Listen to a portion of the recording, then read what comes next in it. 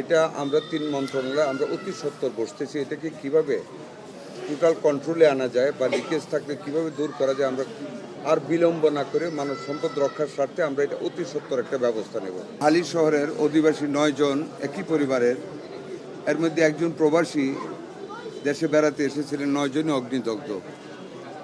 ওদেরকে অগ্নিদগ্ধ অবস্থায় উদ্ধার করে আত্মীয় স্বজন ঢাকা আনার পথে একজন রাস্তায় মৃত্যু হয়েছে, আরেকজন আজকে সকালে ঢাকা মেডিকেল কলেজ হাসপাতালে চিকিৎসাধীন অবস্থায় মারা গেছে এইখানে বার্ন ইউনিটে। বাকি 7 জনই চিকিৎসাধীন আছে। আমাদের হসপিটালের সম্ভাব্য যতগুলি চিকিৎসা দেওয়ার মতন ব্যবস্থা আছে সর্বোত্তমভাবে তাদেরকে চিকিৎসা দেওয়া হচ্ছে। আমি নিজেও দেখে এসেছি। 100% বার্নই বেশিরভাগ না, 100% মানে 3 জন ছিল, একজন তো মারা গেছে আর একজন মারা গেছে। 7 জন সবাই 60%-এর উপরে, 60%-এর অ্যাবাভ বার্ন আছে। ওইখানে একজন আইসিইউতে আছে, ভেন্টিলেশনে আছে, আর এমনিতে আইসিইউতে আছে। আরেকজনকে স্যার আমরা শিফট করবেন। 7 জনই আমার এলাকা তো। হ্যাঁ, আমাদের এলাকার যথাসাধ্য আমরা চেষ্টা করতেছি। আমাদের হসপিটাল কর্তৃপক্ষ চেষ্টা করতেছেন। আমাদের মাননীয় দুর্যোগ মন্ত্রী এখানে আছেন, আমাদের ওই এলাকার মাননীয় সংসদ সদস্য উপস্থিত আছেন। আমাদের অ্যাভেলেবল যত ফেসিলিটিস আছে, মেডিসিন আছে, সব হসপিটাল কর্তৃপক্ষ দিচ্ছেন।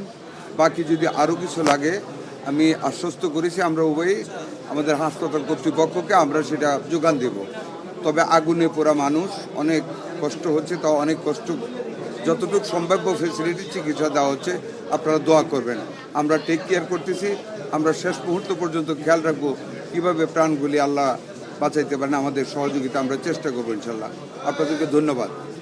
এই ধরনের দুর্ঘটনা আমরা প্রায়ই পাই। এটা হয়তো আপনারা আজকে এই ভিডিওটা ভাইরাল হয়েছে বলে আপনারা সবাই এটা জানছেন, কিন্তু প্রতিনিয়ত 2 জন 3 জন 4 জন এরকম কিন্তু আমাদের এখানে প্রতি সপ্তাহেই প্রায় আসে।